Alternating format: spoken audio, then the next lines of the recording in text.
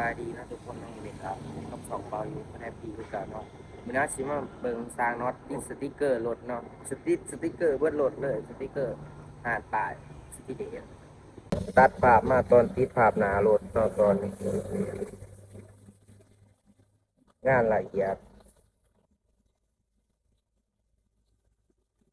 สร้างน็อต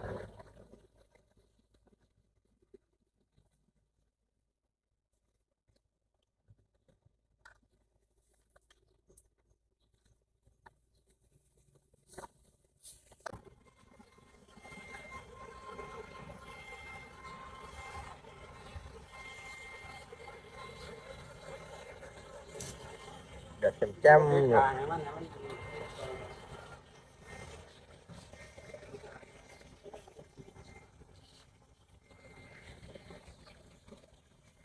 หลังจากติดทั้งหน้าแล้วก็ติดประตูเนาะ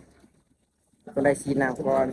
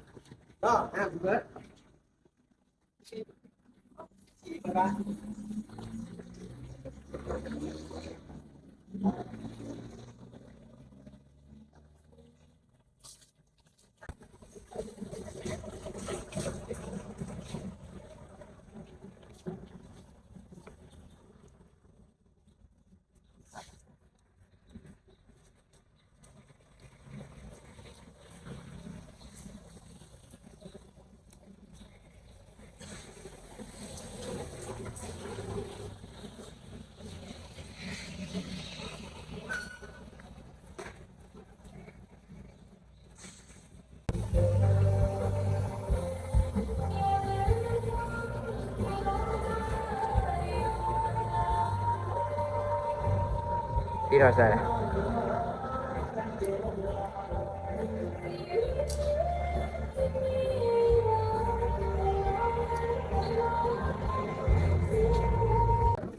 เนาะจากการเซตสินแล้วเนาะการติดสติกเกอร์ของเราหมือนี้เนาะ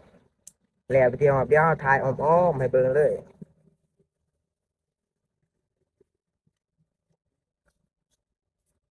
งานที่เราเฮ็ดก็มีงานคอมโพสิตเนาะพิมพ์ผ้าไวนิลพิมพ์สติกเกอร์แกะสลักตัวไฟ LED แต่งลายรถวานคิดที่บ่ได้เฮ็ดหยังรูปที่เฮาไปเฮ็ดแต่ละงานเนาะ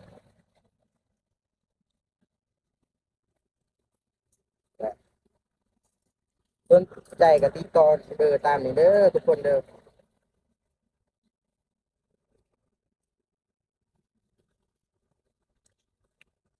อยู่ละ3สนามไส้นครปากสีเนาะ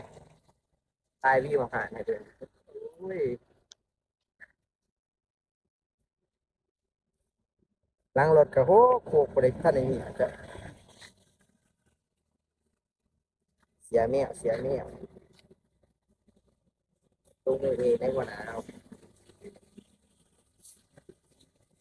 คลิปนี้ก็สิจบเพียงเท่านี้เนาะทุกคนเนาะถ้าสิอยากล้างรถก่อนที่ล้างรถโอ้โหสามารถคลิปนี้ก็กดไลค์กดแชร์กด Subscribe เพื่อเป็นกำลังใจให้ทางคลิปต่อไปครับ